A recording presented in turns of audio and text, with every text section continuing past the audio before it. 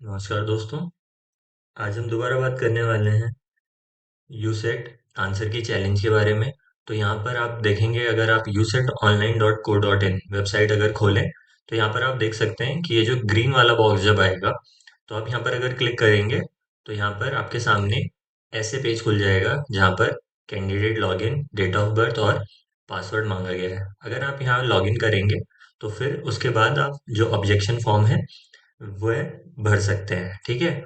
और जब आप फीस पे कर देंगे तो उसके बाद थोड़ा सा समय लगेगा शायद फीस को वेरीफाई होने के बाद, उसके बाद आप उस चीज को चैलेंज कर सकते हैं, ठीक है। तो आप जो जो चैलेंज कर रहे हैं सही एविडेंस के साथ ही उसको चैलेंज कीजिएगा और सही सोर्स लेकर, ठीक है। तो बस यही जानकारी थी। और अगर आप में से किसी को कोई दिक्कत आती है तो आप बता सकते हैं। और जिस जिस सब्जेक्ट से रिलेटेड लोग हैं, जैसे अगर हिस्ट्री से संबंधित आप हैं, आप लोगों ने अगर मिलकर चैलेंज कर लिया है तो अच्छी बात है। नहीं तो आप टेलीग्राम ग्रुप से भी जुड़ सकते हैं, कमेंट बॉक्स में वो दे दिया जाएगा।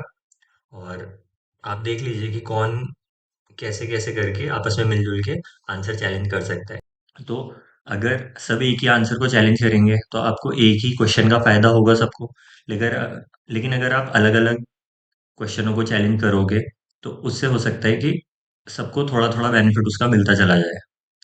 और कुछ लोगों के मन में ये डाउट था कि क्या अगर प्रश्न का उत्तर चेंज होगा तो क्या उसके सबको नंबर मिलेंगे? नहीं, ऐसा नहीं होता। अगर प्रश्न ड्रॉप हुआ, ठीक है, तो वो उस प्रश्न के तो सबको अंक मिल जाएंगे। लेकिन यदि कोई अन्य प्रश्न है, जैसे कि अगर उसका आंसर पहले बी था और आपने अब लगाया है सी, और जो सी है उसको मान लिया गया है, तो जिस जिसने आंसर सी किया होगा उसको केवल नंबर मिलेंगे, अन्य को नहीं मिलेंगे, ठीक है। तो इस बात का ध्यान रखिएगा और उसी के अनुसार चैलेंज कीजिएगा, ठीक है।